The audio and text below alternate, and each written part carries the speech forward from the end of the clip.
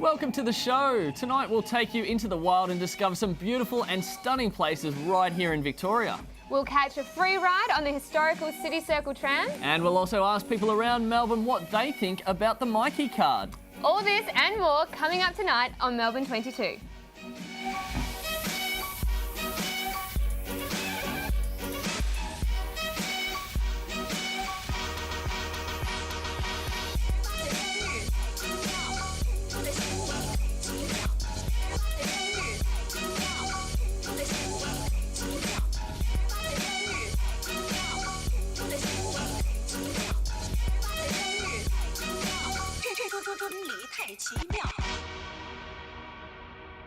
Hello and welcome back to Melbourne 22. I'm Aaron McCarthy. And I'm Kate Garrard. Welcome back, Kate. Good to see you again. Yes, thank you. Did you miss me? Yeah. Okay, no. Well, that's a little bit awkward. Guys, don't forget that you can follow us on Facebook and on Twitter. And you can also jump online at the address below. I did miss you. You can also jump online at the address below. You can tweet, message us, any suggestions regarding Melbourne 22. Now, Kate, here in Victoria, we have a beautiful and diverse natural environment, which you may have seen. We can all enjoy this environment with trips to the beach, holidays, weekend camping, etc. But what if I told you that these places are at risk of disappearing altogether? The people at the Wilderness Society are dedicated to ensuring that this doesn't happen.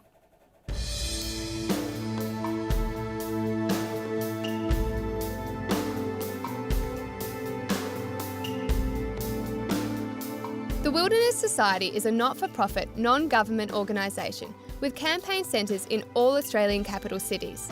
With a head office in Melbourne, our city is the stage for many of the organisation's major activities. The Wilderness Society's mandate is to promote, protect and restore Australia's unique and beautiful wilderness areas, recognising its significance and the importance of preserving the natural environment for future generations. The organisation is funded by member donations and relies heavily on volunteers to carry out its work. My position at the Wilderness Society is Victorian Community Campaigner, and that involves working with all of the volunteers that come into the office and all of the volunteers that work outside of the office in the community. And we work on various projects, and my focus is Victorian forests, so our aim is to protect native forests in Victoria. They are widely respected by government and lobby groups alike due to their commitment to peaceful, non-violent campaign methods. The organisation promotes community awareness of Australia's wilderness and the threats it faces through public activities, exhibitions, film, conferences and talking to people on the streets. To become a member, you can sign up online, you can post into us, or if you happen to stumble across one of our many wilderness defender campaigners that are on the street, they're out there doing a great job daily, speaking to the public, telling them what we're doing with our campaigns and getting them on board as members. Wilderness Society campaigns include stopping the logging of old-growth native forests to make office paper and taking legal action to prevent the destruction of the pristine Kimberley region by the building of a giant gas hub. We're seeing an increasing level of concern in amongst our community and the volunteers that are coming in. The environment is a hot topic. It's very important to a lot of people these days, and really it's important, or should be important, to everyone because it affects everyone. The members of the Wilderness Society strive every day to protect Australia's diverse and spectacular natural environment.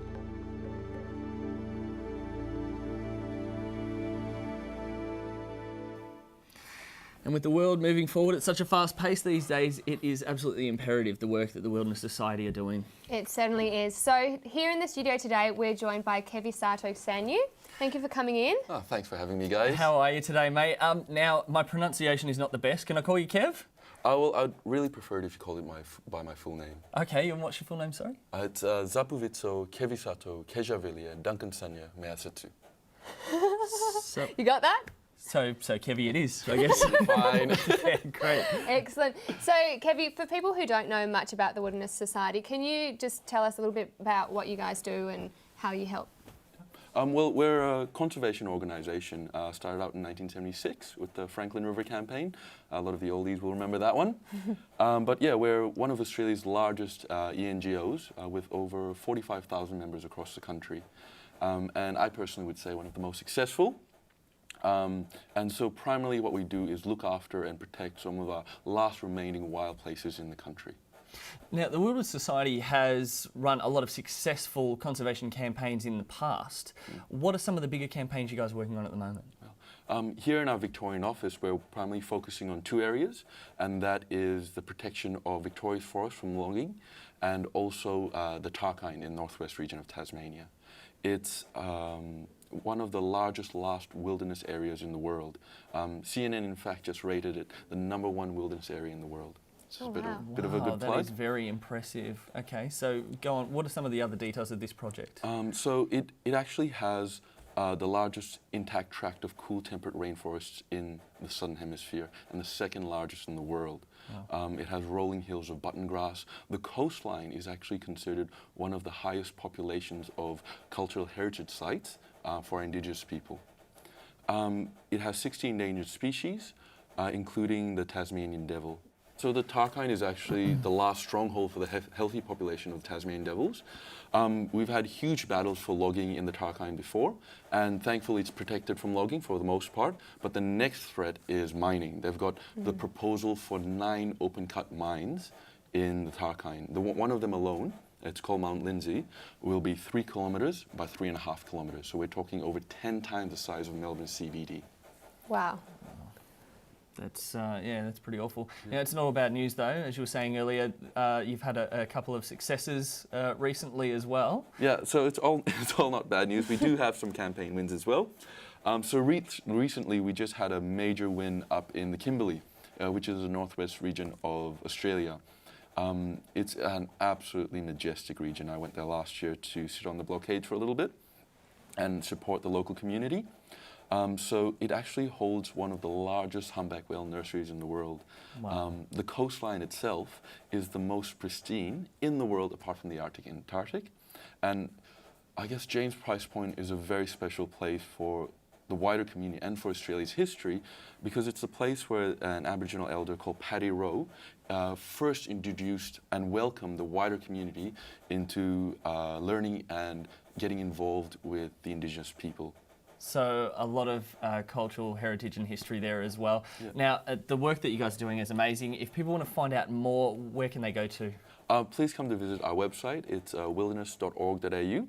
And also we've got our office up in Brunswick Street in Fitzroy. We're a really friendly bunch, so pop up and say hi. The building's called Kindness House and a big love heart out the front. Oh, beautiful. And otherwise, just go and hug a koala on the street. Yeah. They're always out there. So, Kev, thanks so much for coming in. Really appreciate it. Well, it's nearly time to take our first break, but first we spend some time with a man who dedicates his time to fixing bicycles and then cycling around the world. Stay tuned.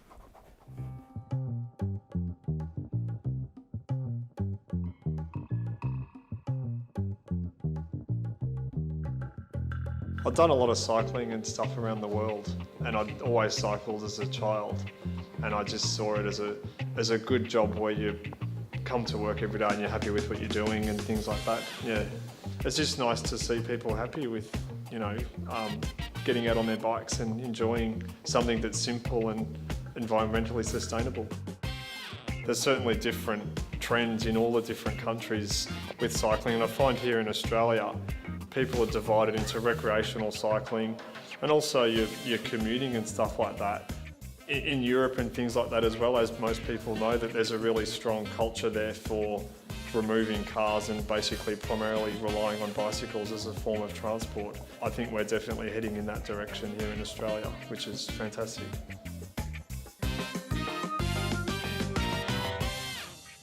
Coming up next, find out what Melburnians think of the MyKey card system.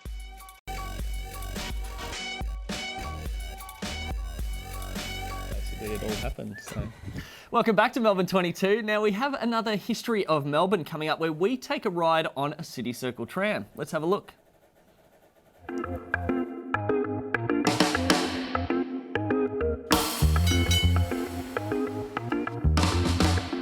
Want to enjoy the sights of Melbourne CBD and Docklands in a free and convenient way?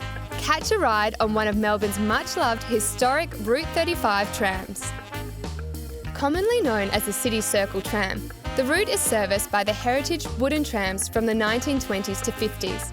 Easily recognisable by their original livery of maroon or green and gold, these iconic W-class trams have been classified by the National Trust of Australia. The Route 35 loop takes passengers past Melbourne's major attractions, including Parliament House, Federation Square, Melbourne Aquarium and the Fitzroy Gardens. Operating in both directions of the loop, the City Circle also links with other tram services. Next stop is Spring Street. An audio commentary will point out the sights and the major stops. All you have to do is sit down and enjoy a free ride around Melbourne CBD.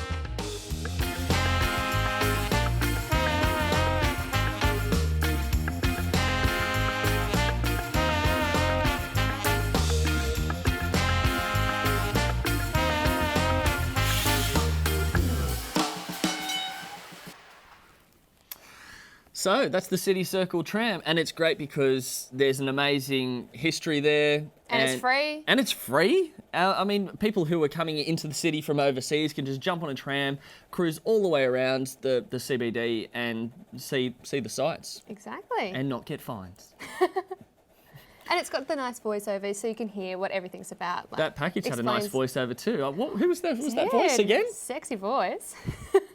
Okay. Anyway, do you know about the 3T rules? Trains and Maybe? trams and... No. We hit the streets of Melbourne to investigate further.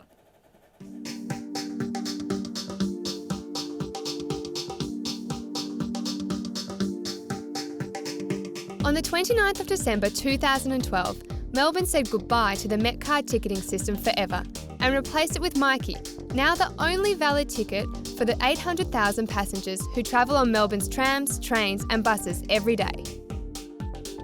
At an estimated cost of $1.5 billion over the past decade, its price tag is the world's biggest for a smart card ticketing system. MyKey has also recently been introduced on V-Line services, where it will eventually replace alternative ticketing options. Although MyKey proclaimed a certain number of benefits compared to the Metcard system, it is still causing confusion and displeasure among tourists and residents alike. Some benefits of the MyKey system include the option to register the card online and the convenience of using the internet to top up the MyKey and check the final credit. Although MyKey can be topped up at all 7-Eleven stores, selected alternative retailers, all metropolitan train stations, selected major tram stops in the CBD and online, for suburban commuters that rely on the tram network, places to top up the MyKey are few and far between. With a loss of short trip ticket options, difficulties with touching off due to faulty card readers on buses and at train stations, and the confusion over different prices for MyKey Money and MyKey Pass for off-peak travel, travel costs have not been reduced for users and in many cases have increased. Improvements are being made to MyKey. New options such as auto top-up provide a solution to forgetful users, provided they are willing to allow the system to automatically debit funds from their credit cards. However, the overwhelmingly negative reviews of MyKey suggest that there is still a lot of work to be done. And this right here is the little card that all the fuss is about. Are you a MyKey lover? I see you have bought your own in a concession. No, this is not mine. Thank you for bringing attention to the fact that this is a concession and that it's probably not mine because I'm too old. But I appreciate that. Sorry. What are your experiences, Kate, with MyKey? Have you had positive experiences? Look, I'm not the best with technology as a whole. So actually, my little brother had to go and buy it for me online, and then I haven't had too many other issues, but as far as getting on the tram when it's down low, that's the thing I find the hardest. Like, because you can't top them up on the tram. As in you're too short to reach the Yeah, exactly. Well, to be honest, for me, I think that as somebody who doesn't use public transport a lot, I think it's a massive scam because I always forget to touch off. so I always get Yes. charged more. And I think they're making a fortune out of that. I think actually that's what I do because I put $10 in and then ridiculous. the next minute it's $2. Yeah, it's just like, oh, great, I forgot to touch off. I think if they wanted to be honest with the system, that they should actually have sensors on the doors so that when you walked off, it scans you out. When you walk Exactly. on, it can scan you on. And then there's not going to be any screw-ups unless you're an idiot who steps on the tram and then falls off and then jumps on again. Like, there's So not for gonna be you, any there might be some troubles. Oh, maybe. When I wear my special shoes and my helmet, I don't have any accidents. But other than that, we're okay. So we've put it out there. We want to know your opinion. We put it to Melbourne. So let's find out what the people of Melbourne think. It's very hard to use, it's expensive. Can't buy them on board. A little bit confusing. I also find it really annoying when I get off the bus and like 10 people are getting off, you've got to wait to tap off. I would like to be able to top up it on Tram. Maybe I think there should be better, maybe monthly rates or something like that, because you don't really save that much, it feels like. I really just think there needs to be more machines around. MyKey card, you only need to validate the once, and then you're probably good for the rest of the day. Sometimes it takes a long time for it actually to react, so if it was fast, it would be good. It's just not very flexible either. I think some of the old MyKey cards were just as good. I prefer tickets, the normal tickets before. And right near my house, there's nowhere that I can top up the MyKey. Especially that should be easier for people without language. And actually fares are not very clear to me. The people of Melbourne have spoken. Don't go anywhere. We'll be right back after this short break, or will we? We're treated to a live performance by Sue Chen, next on Melbourne 22.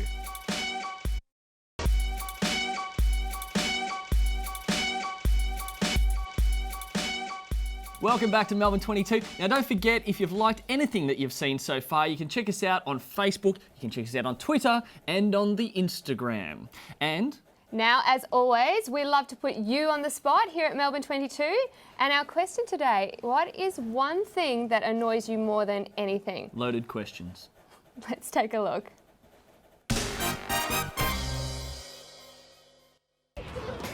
Most annoying. I don't know. Got quite a few. I hate most things. Loud pitched voices. When people don't give up their seats on public transport to elderly people.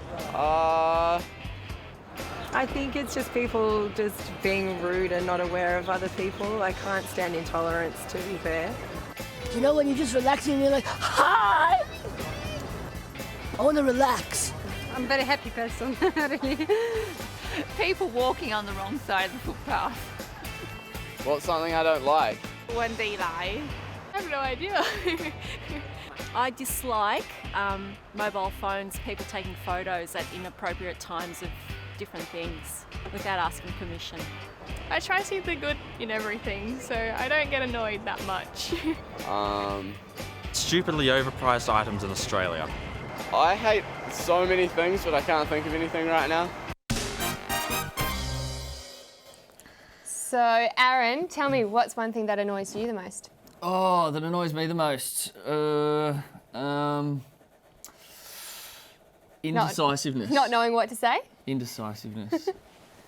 Loaded questions. Like I said, yeah. No good. Awkward. You?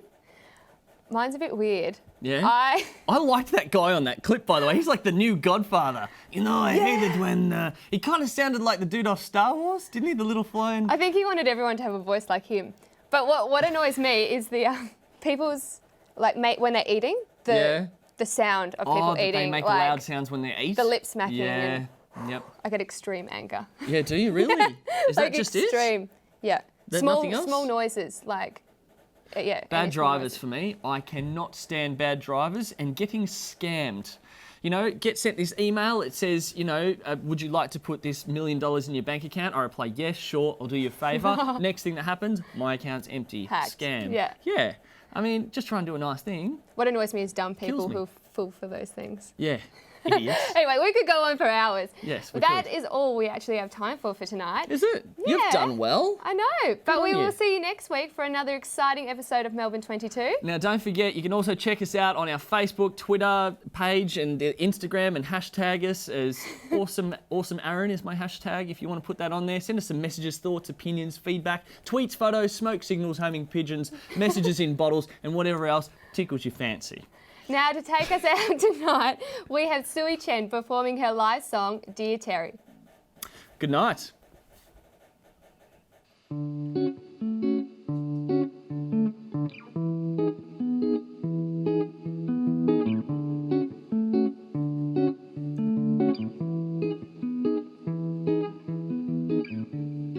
Dear Terry, I don't think you know just what I'm thinking of, just what I'm thinking of.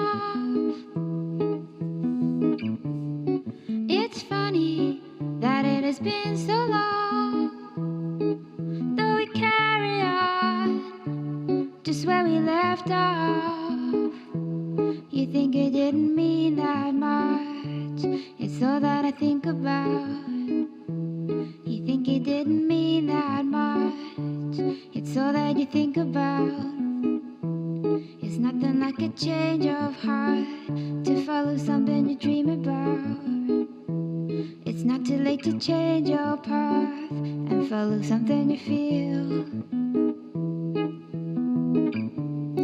I remember your yesterday, just like it was my own, wasn't my own. I recall all the words you say, recounting my story and how it touched me so. You think it didn't mean that much, it's all that you think about. You think it didn't mean that much, it's all that I think about. It's nothing like a change of heart to follow something you dream about. It's not too late to change your path and follow something you feel. I thought that I was dreaming when I woke up, really missed you, baby. I was sleeping when I woke up, you were dreaming. I thought that I was dreaming when I woke up, really missed you, baby. When I woke up, you were dreaming, I was sleeping. I thought that I was dreaming when I woke up, really missed you, baby. When I woke up, you were sleeping, you were dreaming. I thought that I was dreaming when I woke up, really missed you, baby.